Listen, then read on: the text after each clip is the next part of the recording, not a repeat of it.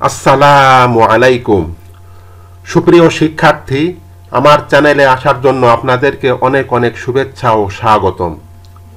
তো ভিউয়ার্স, আজকে Adobe Photoshop 7.0 এর ব্রাশ টুলের সকল অপশন নিয়ে আলোচনা করব এবং আপনাদের পছন্দের কাস্টম ব্রাশ টুল তৈরি করা শেখাবো। তো ভিউয়ার্স, আপনি যদি আমার আগের ভিডিওগুলি না দেখে থাকেন তাহলে অবশ্যই দেখে নেবেন। দেখার জন্য এভাবে যে কোনো একটি ব্রাউজারে ঢুকে ইউটিউবে এসে সার্চে যদি লেখেন AM digital DIGITAL digital channel CHANNEL লিখে ইন্টার দিলে আমার এরকম একটি ডিসি লোগো দেখতে পাবেন। উক্ত লোগোতে ক্লিক করলে আমার এই চ্যানেলের ভিতরে নিয়ে আসবে। সেখানে ভিডিওসে ক্লিক করে আপনি আমার পূর্বের সকল ভিডিও পেয়ে যাবেন। তো আমি এটি ক্লোজ করে দিলাম। আর এই চলতি ভিডিওর উপরে থাকা আই বাটনে ক্লিক করেও আপনি আমার আগের পর্বটি দেখে নিতে পারেন। চলুন কথা না বাড়িয়ে মূল কাজ শুরু করা যাক। তো আমার ডেস্কটপে থাকা অ্যাডোবি ফটোশপ 7.0 এখানে ক্লিক করে আমরা ওপেন করলাম। তো ফটোশপ উইন্ডোর বামে প্রদর্শিত এই টুল বক্সের চতুর্থ সারিতে থাকা এই টুলে মাউস নিলে লেখা আসে ব্রাশ টুল, বা কিবোর্ড থেকে যদি আমরা বি চাপি তাহলেও আমাদের এই টুলটি সিলেক্ট হবে। ব্রাশ টুলের কাজ হচ্ছে ব্রাশে রং নিয়ে ঘষে রং করা। ফটোশপের ডিফল্ট ব্রাশ ছাড়াও যে কোনো ইমেজকে আপনি নেট থেকে ডাউনলোড করে তা কাস্টম ব্রাশে পরিণত করে কাজ করতে পারবেন এবং সেটাকে লাইব্রেরিতে জমা রাখতে পারবেন। তো ব্রাশ টুল সিলেক্ট করলে উপরে অপশন বারে ব্রাশ টুলের সকল অপশন এখানে শো হয়। এটি হলো প্রথম অপশন। এখানে তিনটি ব্রাশ রয়েছে: soft round 50%, oval 45 pixel multiply এবং রেড স্প্রে পেইন্ট। এবং এখানে দেখেন তীর বাটনে ক্লিক করলেও এখানে অপশন রয়েছে।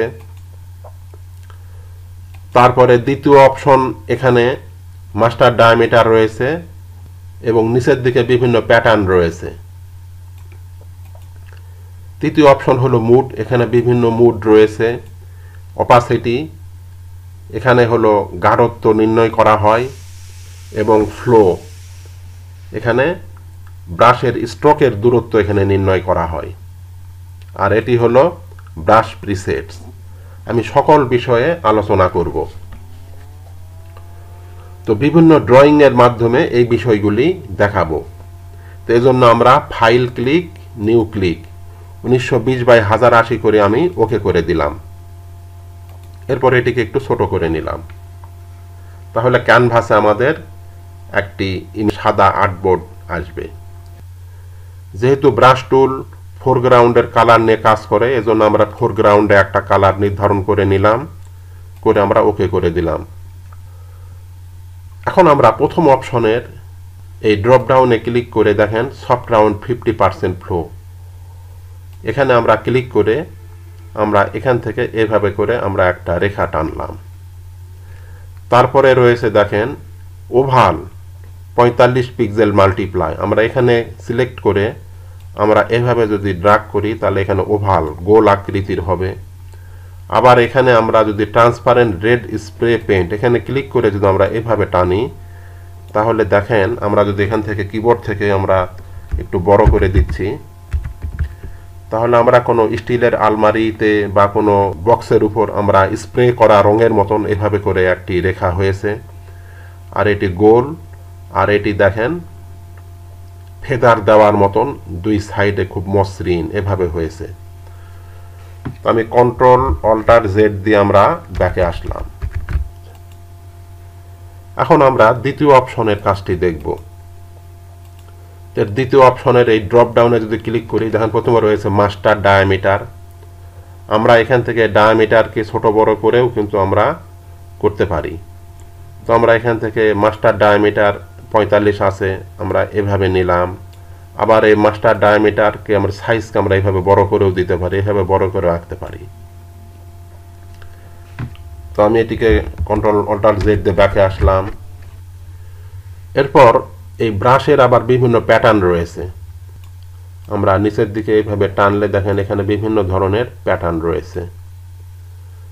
তো আমরা এখান থেকে সাপোজ এই 112 আমরা এই প্যাটার্নটি নির্ধারণ করলাম। এখান থেকে আমি এটাকে ব্ল্যাক করে দিলাম। ব্ল্যাক করে এখন আমরা এই 112 দেখেন চুলের মতো দেখতে, আমরা এটি দিয়ে যদি আমরা এইভাবে করে ড্র্যাগ করি দেখেন এটি কিন্তু একটা চুলের মতন হয়ে গেল। তো আমরা কন্ট্রোল জেড দিয়ে ব্যাকে আসলাম। তো আমরা একটা ঘাসের কালার দিব। আমরা এখান থেকে 134 এই ঘাসের প্যাটার্নটি নির্ধারণ করে আমরা এখান থেকে একটা গ্রিন কালার দেব। এখান থেকে আমরা একটা গ্রিন কালার নির্ধারণ করে ওকে করলাম। এখন আমরা যদি এখানে এইভাবে করে ড্র্যাগ করি দেখেন এটি আমাদের এখন ঘাসের মতন হয়ে যাচ্ছে। তারপর আমরা এটিকে আবার কন্ট্রোল জেড দিয়ে ব্যাকে আসলাম। এখান থেকে দেখেন আমরা যদি এখানে একটা পাতার মতন দেখতে, আমরা এখানে যদি এইভাবে করে ড্র্যাগ করি দেখেন সবুজ পাতার নাই এরকম হয়ে যাচ্ছে। তো এভাবে করে কিন্তু আমাদের পছন্দের বিভিন্ন প্যাটার্ন কিন্তু আমরা দিতে পারি।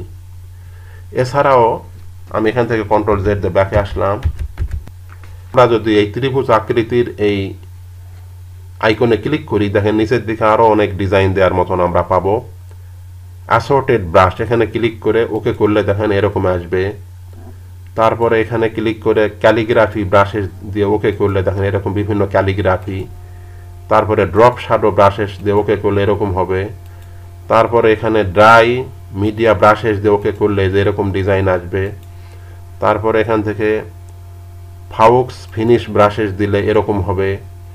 এভাবে করে আমাদের পছন্দের আমাদের যেটি দরকার আমরা এখান থেকে আমরা কিন্তু নিতে পারি। এভাবে করে দেখেন আমাদের যে কোনো ডিজাইন আমরা এখান থেকে চয়েস করতে পারি। আবার আমরা চাইলে ডিফল্ট যেরকম ছিল সেরকম করার জন্য আমরা রিসেট ব্রাশে সেখানে ক্লিক করে ওকে করলে আমাদের এটি কিন্তু পূর্বের নাই হয়ে যাবে। আমরা রাতের আকাশে গোল চাঁদ তৈরি করতে পারি। এটি করার জন্য আমরা এখান থেকে একটা কালার নেব। আমরা ব্ল্যাক করে দিলাম। ব্ল্যাক করে দেওয়ার পর এটিকে আমরা অল্টার ব্যাক স্পেস দিয়ে এটিকে আমরা কালো করে নিলাম এবং এখানে আমরা হোয়াইট সিলেকশন করে আমরা এখন এই যে এখান থেকে যদি আমরা প্যাটার্ন দিব হলো 300 soft round airbrush soft round 300 এটি সিলেকশন করে আমরা যদি এখানে ক্লিক করে যদি ধরে থাকি দেখেন চাঁদের নাই হয়ে যাচ্ছে, রাতের আকাশে চাঁদের নাই দেখা যাবে। আমি এটি ক্লোজ করে দিলাম। এখন আমরা মুড অপাসিটি এবং ফ্লো এর বিষয়টি দেখব। তো সেটি দেখার জন্য আমরা এখান থেকে হার্ড রাউন্ড 19px এটি আমরা সিলেক্ট করলাম। ব্রাশ সাইজ আমরা এখান থেকে 100 করে নিলাম। 100 করার পর মুড আমরা নর্মাল রাখলাম, ওপাসিটি 100% এবং আমরা এই ফ্লোকে আমরা 20% করলাম। এখন যদি আমরা ইমেজের উপর এভাবে ড্র্যাগ করে যদি আমরা টানি তাহলে দেখুন এখানে একটি ব্রাশের স্ট্রোক চলে এসেছে। তো আমি কন্ট্রোল জেড দিয়ে ব্যাকে আসলাম। ডায়ামিটার আমরা এখান থেকে 100 করে, তারপর আমরা মুড নরমাল, ওপাসিটি এখানে আমরা কমিয়ে দিলাম, ওপাসিটি 20% করে, আর ফ্লো আমরা 100% করলাম। ফ্লো আমরা 100% করে এখন ব্রাশ টুল দিয়ে ইমেজের উপর যদি আমরা এভাবে ড্র্যাগ করি তাহলে দেখুন খুব হালকা অনেকটা জল ছাপের মতো দেখাচ্ছে। আমি কন্ট্রোল জেড দিয়ে ব্যাকে আসলাম। এখন আমি এখানে যদি কিছু লিখি, যেমন আমার নাম লিখতেছি, এভাবে লেখা আমরা একটা জল ছাপ দিলাম।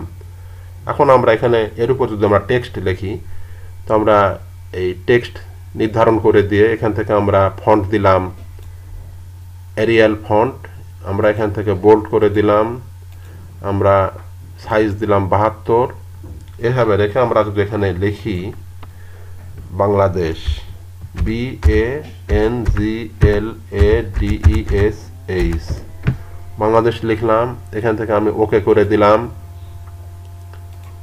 তারপরে এখান থেকে আমরা বক্সে টিক দিয়ে এটিকে আমি বড় করে নিলাম, দিয়ে আমি ওকে করে দিলাম। এখন দেখেন আমাদের এই টেক্সটের নিচে দিয়ে দেখেন একটি জল ছাপের মতো দেখা যাচ্ছে। তো এভাবে করেও কিন্তু আমরা আমাদের ডিজাইনের ক্ষেত্রে আমরা জল ছাপ দিতে পারি। কন্ট্রোল অল্টার জেড দিয়ে ব্যাকে আসলাম। আবার আমরা দেখেন এখানে ব্রাশেস প্রিসেটস, আমরা এখান থেকে বিভিন্ন প্রিসেটস দিতে পারি। তো আমরা এখান থেকে দেখেন এখানে স্ক্যাটারিং দিলে এমন হবে, টেক্সচার দিলে এমন হবে, ডুয়াল ব্রাশেস দিলে এমন হবে, প্রিভিউতে দেখেন কালার ডাইনামিক্স দিলে এমন হবে, আদার্স ডাইনামিক্স দিলে এমন হবে, নয়েজ দিলে এমন হবে।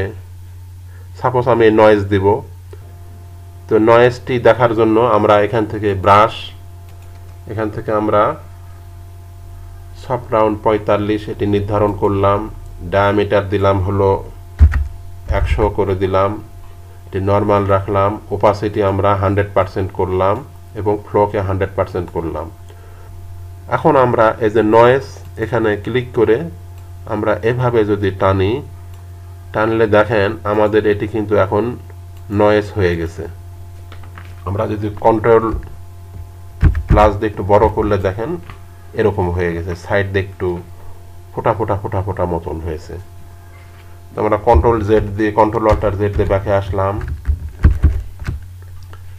আরেকটি দেখি আমরা এখান থেকে আমরা যদি ওয়াইড এজ এখানে যদি ক্লিক করে যদি আমরা এভাবে টানি তাহলে দেখেন আমাদের এই রেখার মাঝে কিন্তু ফাঁকা, এটি একটি প্রিসেট।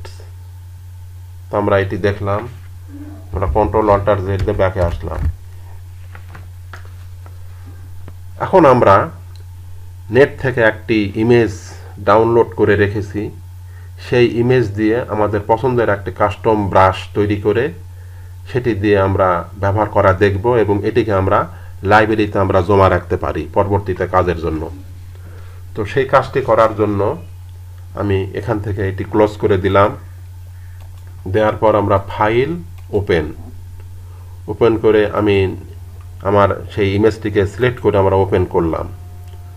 করার পর আমার এই ক্যানভাসে নিয়ে আসলাম।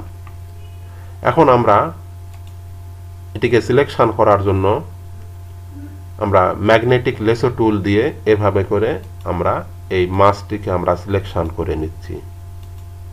এভাবে আমি সিলেকশন করে নিচ্ছি এবং ম্যাগনেটিক লেসো টুল দিয়ে করলে খুব দ্রুত আমরা সিলেকশন করতে পারি। তো এভাবে করে আমি সিলেকশন করে নিচ্ছি। এখানে একটি ক্লিক করলাম, এভাবে করে এখানে একটি ক্লিক করে এভাবে ক্লিক করে পয়েন্টে ক্লিক করে আমরা দ্রুত আমরা এটাকে সিলেকশন করে নিলাম। করার পর আমরা উপরের এই যে এডিট মেনুতে ক্লিক করে এখান থেকে দেখেন ডিফাইন ব্রাশ, এখানে যদি ক্লিক করলে আমাদের এই মাছের আমাদের লাইব্রেরিতে যে মাছ রাখবো তার একটা নাম্বার তারা দিয়েছে 274। আমরা এখানে মাছের নাম দিয়ে দিলাম, সাপোজ ফিশ লিখলাম, FISH, ফিশ লিখে আমরা যদি ওকে করে দেই তাহলে কিন্তু এটি আমাদের লাইব্রেরিতে এটি জমা হয়ে গেছে। তো আমি এখন এটি ক্লোজ করে দিলাম, নো করে দিলাম, দেখি আমাদের এটি জমা হয়েছে কিনা।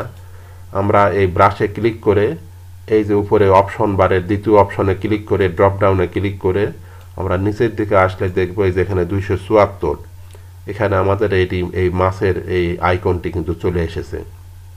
এটি আমাদের একটি ব্রাশ, কাস্টম ব্রাশ তৈরি হয়েছে। এটি দিয়ে কিন্তু আমরা এখন আমাদের এই ইমেজে আমরা ছাপ দিতে পারি। এজন্য আমরা file click, new click, 1920x1080 করে ওকে করলাম, এটিকে একটু ছোট করে নিলাম। এরপর আমরা এই ব্রাশ টুলে ক্লিক করে এখান থেকে আমরা আমাদের এই মাছের এই ব্রাশ সিলেকশন করে আমরা ব্রাশের সাইজটাকে একটু বড় করে নিলাম। একটু বড় করে নিয়ে এখন আমরা যদি এখানে ক্লিক করি দেখেন এখানে কিন্তু মাছের ছাপ চলে আসছে। আবার আমরা চাইলে এখানে ড্রাগ করে কিন্তু এভাবে করে আমরা স্ট্রোক দিতে পারি, মাছের স্ট্রোক। আবার আমরা কিন্তু এখান থেকে কালারও দিতে পারি। সাপোজ আমরা এখান থেকে একটা হলুদ কালার দিলাম, হলুদ কালার নির্ধারণ করে আমরা যদি এখান থেকে এইভাবে করে ছাপ দেই দেখেন আমরা হলুদ কালারের ছাপ দিতে পারছি। তো আমি এটি ক্লোজ করে দিলাম। আবার আমরা চাইলে এই আমরা যে কাস্টম ব্রাশ তৈরি করেছি এটিকে আমরা আউট করে দিতে পারি।